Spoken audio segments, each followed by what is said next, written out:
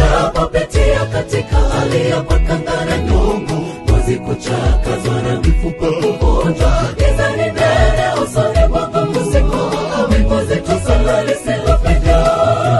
Amenisafisha meno katika mawe, kunifanya nigae gae. Ni kwangu furaha ni kitu kigae, kitisho na hofu. Walinitupa shimoni nikiwa hai, juu yangu wakarudi kama wewe. Yeye Adonai, utende jambo kwangu, liwe shuhuda, nijapopita kipi